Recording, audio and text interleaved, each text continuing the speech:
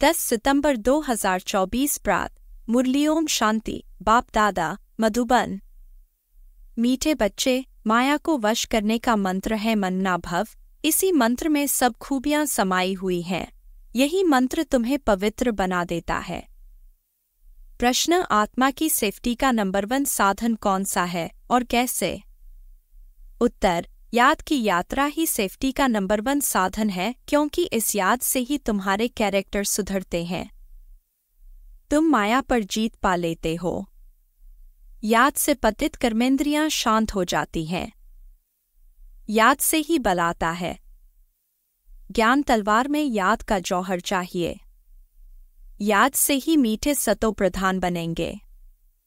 कोई को भी नाराज नहीं करेंगे, इसलिए याद की यात्रा में कमजोर नहीं बनना है।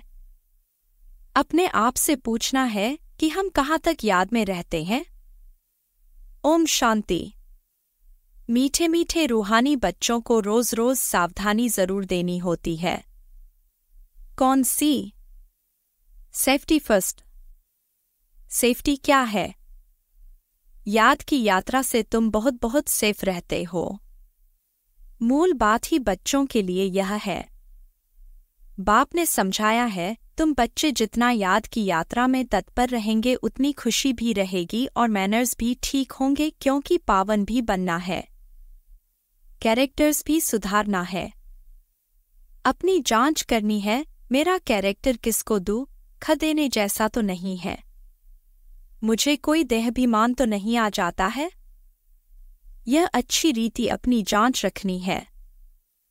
बाप बैठ बच्चों को पढ़ाते हैं। तुम बच्चे पढ़ते भी हो तो फिर पढ़ाते भी हो। बेहद का बाप सिर्फ पढ़ाते हैं, बाकी तो सब हैं देहधारी। इसमें सारी दुनिया आ जाती है। एक बाप ही विदेही है। वह तुम बच्चों को कहते हैं कि तुमको भी विदेही बनना है। मैं आया हूं तुमको विदेही बनाने। पवित्र बनकर ही वहां जाएंगे। छीछी को तो साथ ले नहीं जाएंगे, इसलिए पहले पहले मंत्र ही यह देते हैं। माया को वश करने का यह मंत्र है। पवित्र होने का यह मंत्र है। इस मंत्र में बहुत खूबियां भरी हुई हैं।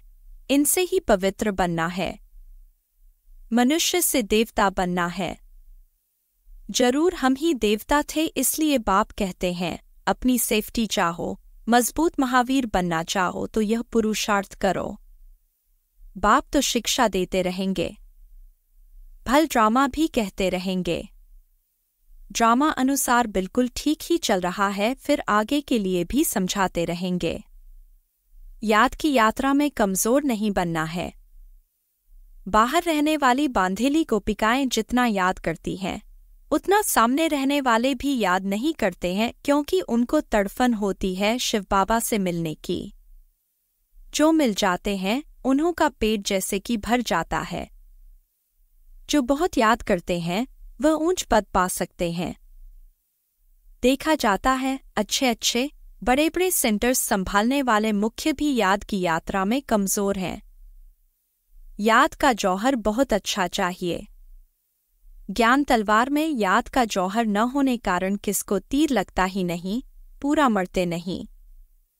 बच्चे कोशिश करते हैं ज्ञान का बाण लगाकर बाप का बनाएं व मर्जीवा बनाएं, परंतु मरते नहीं, तो जरूर ज्ञान तलवार में गड़बड़ है।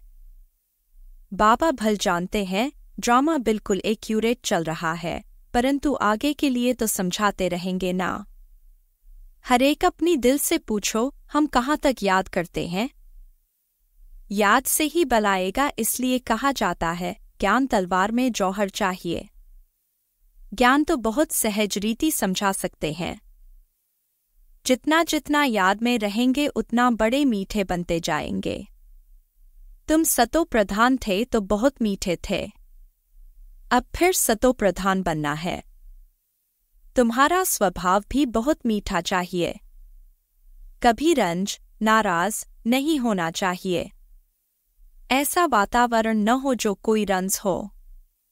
ऐसी कोशिश करनी चाहिए, क्योंकि यह ईश्वरीय कॉलेज स्थापन करने की सर्विस बहुत ऊंची है।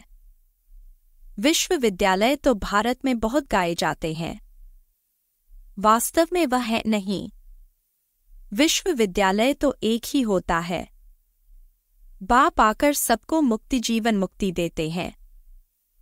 बाप जानते हैं सारी दुनिया के जो भी मनुष्य मात्र हैं सब खत्म होने हैं। बाप को बुलाया भी इसलिए है कि छीछी दुनिया का खात्मा और नई दुनिया की स्थापना करो। बच्चे भी समझते हैं बरोबर बाप आया हुआ है। अभी माया का पांप कितना है। फॉल ऑफ पाम्पिया का खेल भी दिखाते हैं। बड़े बड़े मकान आदि बना रहे हैं, यह है पांप। सतयुग में इतने मंजिल के मकान बनते नहीं हैं। यहाँ बनते हैं क्योंकि रहने के लिए जमीन कम है। विनाश जब होता है तब सब बड़े बड़े मकान भी गिर पड़ते हैं। आगे इतनी बड़ी बड़ी बिल्डिंग नहीं बनती थी। बॉम्बस जब छोड़ेंगे तो ऐसे गिरेंगे जैसे ताश के पत्ते गिरते हैं। इसका मतलब यह नहीं कि वही मरेंगे बाकी दूसरे रह जाएंगे। नहीं, जो जहाँ होगा, चाहे समुद्र पर हो, पृथ्वी पर हो, आकाश में हो, पहाड़ों पर हो, उड़ रहा हो, सब खत्म हो जाएंगे। यह पुरानी दुनिया है ना। जो भी 84 लाख योनियां हैं, यह सब खत्म हो जानी है। वहां नई दुनिया में यह कुछ भी होगा नहीं। न इतने मनुष्य होंगे, न मच्छर, न जीव जंतु आदि होंगे। यहाँ तो ढेर के ढेर हैं। अब तुम बच्चे भी देवता बनते हो तो वहाँ हर चीज सतो प्रधान होती है। यहाँ भी बड़े आदमी के घर में जाएंगे तो बड़ी सफाई आदि रहती है। तुम तो सबसे जास्ती बड़े देवता बनते हो। बड़े आदमी भी नहीं कहेंगे। तुम बहुत ऊंच देवताएं बनते हो, यह कोई नई बात नहीं है। 5000 वर्ष पहले भी तुम यह बने थे नंबरवार। यह इतना किचड़ा आदि वहां कुछ भी नहीं होगा। बच्चों को बड़ी खुशी होती है, हम बहुत ऊंच देवता बनते हैं। एक ही बाप हमको पढ़ाने वाला है जो हमको बहुत ऊंच बनाते हैं। पढ़ाई में हमेशा नंबरवार पोजीशन वाले होते हैं। कोई कम पढ़ते हैं, कोई जास्ती पढ़ते हैं। अब बच्चे पुरुषार्थ कर रहे हैं, बड़े बड़े सेंटर्स खोल रहे हैं, इसलिए कि बड़ों बड़ों को मालूम पड़े। भारत का प्राचीन राजयोग भी गाया हुआ है। खास विलायत वालों को जास्ती उत्सुकता होती है राजयोग सीखने की। भारतवासी तो तमो प्रधान बुद्धि है। वह फिर भी तमो बुद्धि है, इसलिए उन्हों को शौक रहता है भारत का प्राचीन राजयोग सीखने का। भारत का प्राचीन राजयोग नामी ग्रामी है, जिससे ही भारत स्वर्ग बना था। बहुत थोड़े आते हैं जो पूरी रीति समझते हैं। स्वर्ग हेवन पास हो गया सो फिर होगा जरूर। हेवन अथवा पैराडाइज है सबसे वंडर ऑफ वर्ल्ड। स्वर्ग का कितना नाम बाला है। स्वर्ग और नर्क, शिवालय और वेश्यालय। बच्चों को अब नंबरवार याद है कि हमको अब शिवालय में जाना है। वहां जाने के लिए शिव बाबा को याद करना है। वही पंडा है सबको ले जाने वाला। भक्ति को कहा जाता है रात, ज्ञान को कहा जाता है दिन। यह बेहद की बात है। नई चीज और पुरानी चीज में बहुत फर्क होता है। अब बच्चों की दिल होती है इतनी ऊंच ते ऊंच पढ़ाई, ऊंचे ते ऊंचे मकान में हम पढ़ाएं तो बड़े बड़े लोग आएंगे। एक एक को बैठ समझाना पड़ता है। वास्तव में पढ़ाई व शिक्षा के लिए एकांत में स्थान होते हैं। ब्रह्मज्ञानियों के भी आश्रम शहर से दूर दूर होते हैं और नीचे ही रहते हैं। इतने ऊपर की मंजिल पर नहीं रहते हैं। अभी तो तमोप्रधान होने से शहर में अंदर घुस पड़े हैं।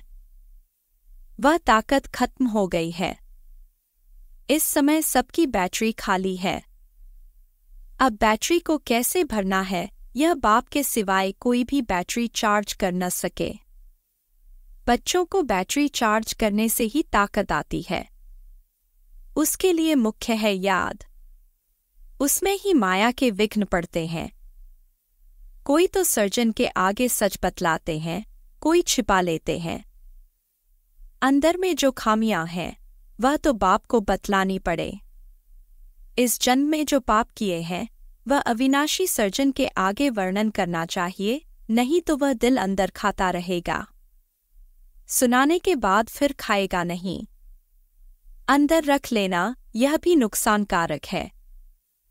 जो सच्चे सच्चे बच्चे बनते हैं वह सब बाप को बतला देते हैं, इस जन्म में यह पाप किए हैं। दिन प्रतिदिन बाप जोर देते रहते हैं, यह तुम्हारा अंतिम जन्म है। तमोप्रधान से पाप तो जरूर होते होंगे ना। बाप कहते हैं, मैं बहुत जन्मों के अंत में जो नंबर 1 पतित बना है उनमें ही प्रवेश करता हूं, क्योंकि उनको ही फिर नंबर 1 में जाना है। बहुत मेहनत करनी पड़ती है। इस जन्म में पाप हुए तो है ना। कईयों को पता ही नहीं पड़ता है कि हम यह क्या कर रहे हैं। सच नहीं बतलाते हैं। कोई कोई सच बतला देते हैं। बाप ने समझाया है, बच्चे तुम्हारी कर्मेंद्रियां शांत तब होती हैं जब कर्मातीत अवस्था बनती हैं। जैसे मनुष्य बूढ़े होते हैं तो कर्मेंद्रियां ऑटोमेटिकली शांत हो जाती हैं। इसमें तो छोटेपन में ही सब शांत हो जाना चाहिए। योगबल में अच्छी तरह रहे तो इन सब बातों की एंड हो जाए। वहां कोई ऐसी गंदी बीमारी, किचड़पट्टी आदि कुछ नहीं होता है। मनुष्य बड़े साफ शुद्ध रहते हैं। वहां है ही राम राज्य। यहाँ है रावण राज्य, तो अनेक प्रकार की गंदगी की बीमारियां आदि हैं। सतयुग में यह कुछ होती नहीं। बात मत पूछो। नाम ही कितना फर्स्ट क्लास है, स्वर्ग, नई दुनिया। बड़ी सफाई रहती है। बाप समझाते हैं, इस पुरुषोत्तम संगमयुग पर ही तुम यह सब बातें सुनते हो। कल नहीं सुनते थे। कल मृत्युलोक के मालिक थे, आज अमरलोक के मालिक बनते हो। निश्चय हो जाता है कल मृत्युलोक में थे, अभी संगमयुग पर आने से अमरलोक में जाने के लिए तुम पुरुषार्थ कर रहे हो। पढ़ाने वाला भी अब मिला है। जो अच्छी रीति पढ़ते हैं तो पैसा आदि भी अच्छा कमाते हैं। बलिहारी पढ़ाई की कहेंगे। यह भी ऐसे है। इस पढ़ाई से तुम बहुत ऊंच पद पाते हो। अभी तुम रोशनी में हो। यह भी सिवाय तुम बच्चों के और कोई को मालूम नहीं है। तुम भी फिर घड़ी घड़ी भूल जाते हो। पुरानी दुनिया में चले जाते हो। भूलना माना पुरानी दुनिया में चले जाना। अभी तुम संगमयुगी ब्राह्मणों को मालूम है कि हम कलियुग में नहीं हैं। यह सदैव याद रखना है, हम नए विश्व के मालिक बन रहे हैं। बाप हमको पढ़ाते ही हैं नई दुनिया में जाने के लिए। यह है शुद्ध अहंकार, वह है अशुद्ध अहंकार। तुम बच्चों को तो कभी अशुद्ध ख्यालात भी नहीं आने चाहिए। पुरुषार्थ करते करते आखिरीन पिछाड़ी में रिजल्ट निकलेगी। बाप समझाते हैं, इस समय तक सब पुरुषार्थी हैं। इम्तिहान जब होता है तो नंबरवार पास हो फिर ट्रांसफर हो जाते हैं। तुम्हारी है बेहद की पढ़ाई जिसको सिर्फ तुम ही जानते हो। तुम कितना समझाते हो। नए नए आते रहते हैं बेहद के बाप से वर्षा पाने के लिए। फल दूर रहते हैं, फिर भी सुनते सुनते निश्चय बुद्धि हो जाते हैं। ऐसे बाबा के सम्मुख भी जाना चाहिए। जिस बाप ने बच्चों को पढ़ाया है ऐसे बाप से सम्मुख तो जरूर मिलना चाहिए। समझकर ही यहाँ आते हैं। कोई नहीं समझे हुए हैं तो भी यहाँ आने से समझ जाते हैं। बाप कहते हैं, दिल में कोई भी बात हो, समझ में नहीं आती हो तो भल पूछो। बाप तो चुंबक है ना। जिसकी तकदीर में है वह अच्छी रीति पकड़ सकते हैं। तकदीर में नहीं है तो फिर खलास। सुनान सुना कर देते हैं। यहाँ कौन बैठ पढ़ाते हैं? भगवान। उनका नाम है शिव। शिव बाबा ही हमको स्वर्ग की बादशाही देते हैं। फिर कौन सी पढ़ाई अच्छी? तुम कहेंगे हमको शिव बाबा पढ़ाते हैं जिससे 21 जन्मों की बादशाही मिलती है। ऐसे ऐसे समझाते समझाते ले जाते हैं। कोई तो पूरा न समझने कारण इतनी सर्विस नहीं कर सकते हैं। बंधन की जंजीरों में जकड़े रहते हैं। शुरू में तो तुम कैसे अपने को जंजीरों से छुड़ा कर आए, जैसे कोई मस्ताने होते हैं।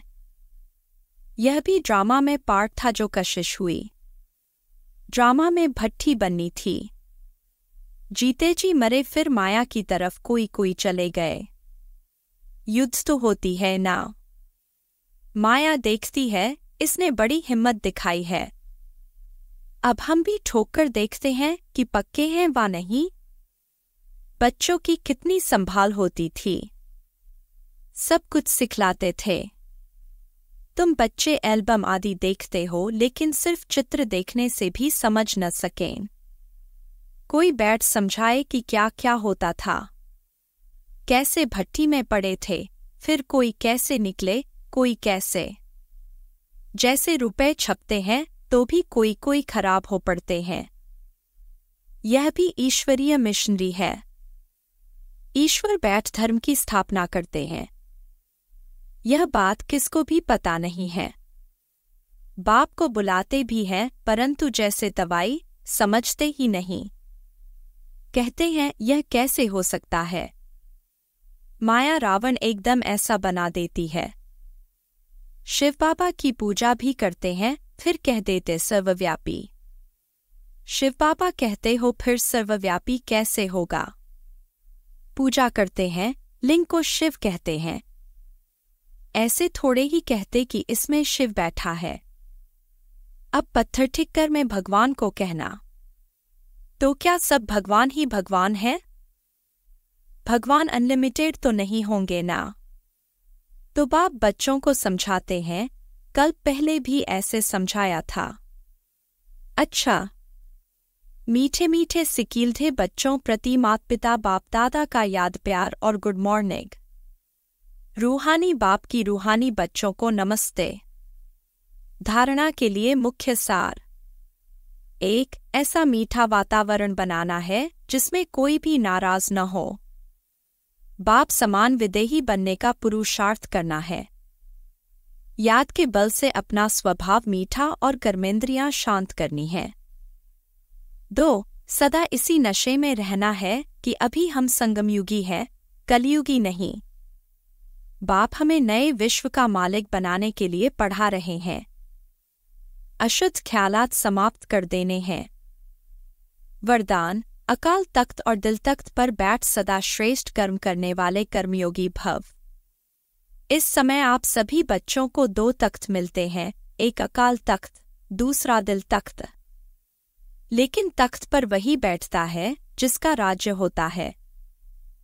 जब अकाल तख्तनशीन है तो स्वराज्य अधिकारी है, और बाप के दिल तख्तनशीन है तो बाप के वर्षे के अधिकारी हैं, जिसमें राज्य भाग्य सब आ जाता है। कर्मयोगी अर्थात दोनों तख्तनशीन। ऐसी तख्तनशीन आत्मा का हर कर्म श्रेष्ठ होता है, क्योंकि सब कर्मेंद्रियां लॉ और ऑर्डर पर रहती हैं। स्लोगन: जो सदा स्वमान की सीट पर सेट रहते हैं वही गुणवान और महान है।